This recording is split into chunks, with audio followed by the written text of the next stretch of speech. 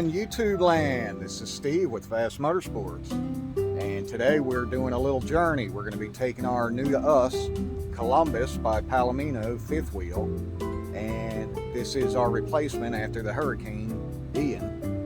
It ruined our other fifth wheel and a couple other things I had, the Harley and the Stingray and stuff. But anyway, insurance took care of us. We scored another fifth wheel. Beautiful upgrade, and we're not out of pocket, so I love it. Not being in debt is a wonderful thing. So anyway, stick around and check out our journey. So we'll do another quick light check, make sure I know if my flashers are working, and that means my brake and turn signal lights are working. Tires are in nice shape. I already checked everything. Up to good pressure, very nice tread. They're up to date, they're almost new. All my lights are working, plugged in. Hitch and everything is nice and tight. Everything is straight there. Got my little code captain. What do you think, Jasper? And I believe everything is ready for the trip. And on top of that, I must say, we're looking pretty good. I don't mean to brag, I'm sorry, but I am extremely happy because we've had a heck of a time to get to this point. But I'm feeling a whole lot better. So now I just need some prayers today to make sure we make the trip safely. And please, dear Jesus, allow us to make this trip down to Florida without any issues. And I hope we can make it in a timely manner. I hope the park is in decent shape when we get there and ready for us to go ahead and set up the fifth wheel. Please, dear Lord, look after us today. In Jesus' name we pray, amen. Thank you. So y'all stick around and enjoy our journey. All right, we're finally pulling out. And I like how I got the camera on the back that they installed. Pretty expensive one, actually, and that is going to be my rear view mirror for the trip, because obviously you don't see much out of this one.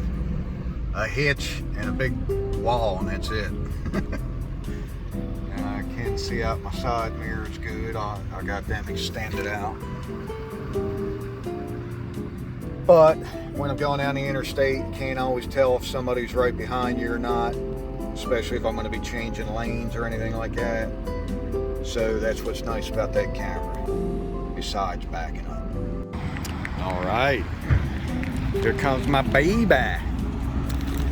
I beat her a few minutes, had to come on over to Bojangles, the new one, get us some steak biscuits.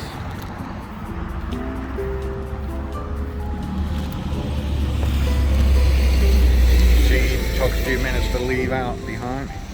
Where are you going? Come here.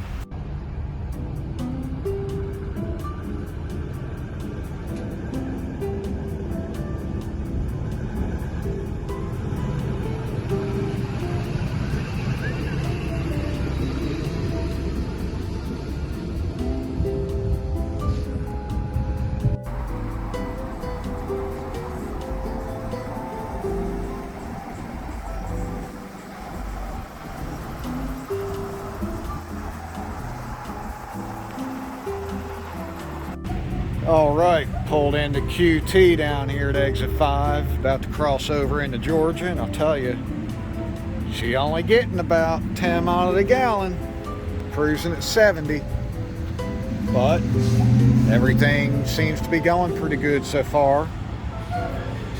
So that is the main thing, that's the biggest thing. I guess old Jasper wants to get out, go mark some territory. But again, so far so good. No major issues or anything, just burning some fuel. Burning some dinosaurs. What, Jess? What is it, little Jess? Huh?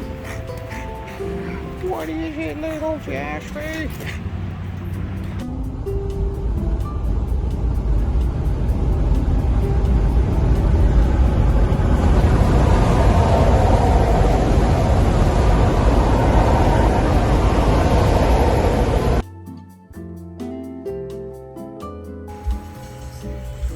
This is the crap I wanted to avoid. I had both vehicles in the RV all cleaned up, spit shine.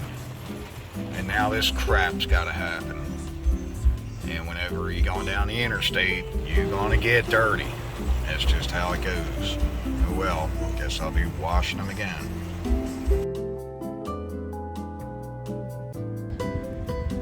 Alright, so I'm gonna pick up.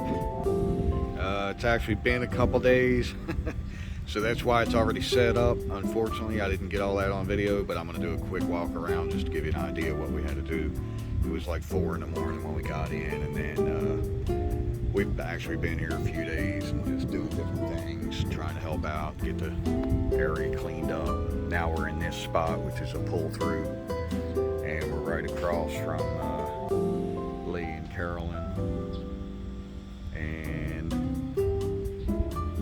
anyway, let's do a little walk around real quick. So first off was when I pulled into the spot here, it's not too unlevel, but it was a little unlevel. See, it's where we got the gauge here, and I could tell that it was sitting a little low on this side. So I went over to my other site over there and grabbed the board, put it down on the ground here under the wheels, and then drove back up onto it, and that picked it up just perfectly to get it level side to side. You know, left and right, we're looking pretty good.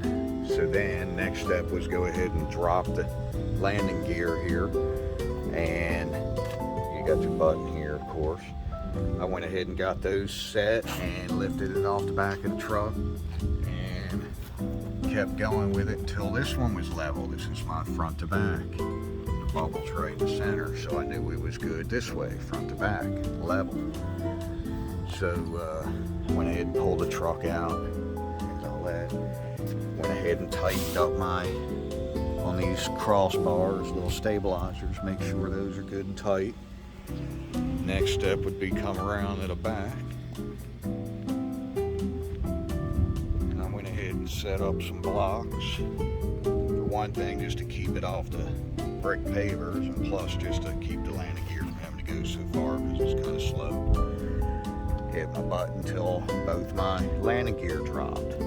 Went under and reached under and tightened up them little stabilizer joints there. And then I went ahead and proceeded with going ahead and hooking up my power. We got 50 amp hookup, 220 because it's the big RV with 2 airs, 2 ACs. They usually do that. Then I hooked up my hose for my fresh city water, and it's coming in. You've probably seen it before where the regulator and all is on it. I'm not gonna, well, yeah, I guess I can do it real quick. Went ahead and hooked everything up. Got my little regulator here in case the park has any kind of surge or spike in the pressure of the water. I don't want it doing any damage inside to the plumbing. Went ahead and hooked up my sewer pipe. I had this over there. It come off the other RV actually. It was still sitting in my site over there, so I brought it over. That way it's got a nice slant. I don't want the hose down on the ground and getting full of crap. And then one of the last steps was I put my tripod up front. It's not actually sitting there correctly because you would need to take the adapter off for my Anderson hitch because the knuckle is right here actually, and this would sit over the knuckle, the eye, or whatever you want to call it. So I just kind of got it up in here for right now, and that's solid, just to brace it up a little better when we're walking through the camper. Like if somebody's in the bed and somebody else is walking around, I don't want to feel it, you know, rocking and moving and all that. Then the next step was I happen to have these slide supports. These work pretty good. You put them right under your slide, just crank them up, you know, once it makes contact, give them a couple little cranks there. It's got 2 on this side because this is the main slide. It's got the couch and table and everything on it, or the love seat, and so that's where I'm always sitting. So you definitely want that slide to be nice and sturdy. It's got the solid steps, so that helps out. I had a third stand instead of putting it on the other slide over there, which is just the kitchen area anyway, to where it's like the kitchen wall, you're not actually stepping out onto the slide. I went ahead and just stuck it right here on the main frame rail. You know, it's about 2 foot inward from the wall right here, and it's above the steps, to where when you're walking up the steps or coming down, it's not letting the RV rock here. Plus, when you're inside, you're coming from the bedroom area, this is where the steps are, and you know, it kind of slam down, and that's why the stand is right there. So it really does help out a lot. And so the key to all that is, like I said, when you first pull in, you want to make sure that the camper is as level side to side as possible, and that's going to be determined by your wheels. So if you need to pull onto a piece of wood or anything like that over there, that's your best bet. And that way, once the camper itself stable. Now that some people have the newer with the automatic leveling system and all, this does not have that. If you had the automatic leveler with the hydraulic jacks that all work individually, you wouldn't have to worry about that. But if you're using the standard type like this, which is the landing gear, have your wheels in the camper set side to side first, and then you just use everything else as stabilizers. So now we are determining what the heck we're going to do today, because of course now Hurricane Nicole is coming in, and it's supposed to hit. It will be tomorrow night. So now we're trying to determine what the heck we're going to do, if we're going to be loading it up and trying to go somewhere else, but it's an awful big storm and it's making it near impossible to find anywhere to go, unless we go down south possibly, but that's all been damaged by Ian, so I don't know where we would go down there. I think we might just stick this one out. They're calling for 2 to 3 inches of water. I don't believe that's enough to do anything here to the park. The rivers are down pretty decent. They're down lower now than what they were prior to Ian. And Ian, of course, dropped a heck of a lot more rain. So I'm hoping we're going to be all right. And the wind, of course, it's not going to be a Category 3 like it was when it came through here with Ian. The winds were over 100 miles an hour, I've been told, and so I think they're projecting like 40 mile an hour gusts. So today we're just going to kind of watch it, and I'm going to probably go ahead and back the truck up, take this stand out and back the truck right under the ball and have it lined up, because tomorrow all day is supposed to start raining here, and then Wednesday night, early Thursday morning is when the actual hurricane's supposed to come through.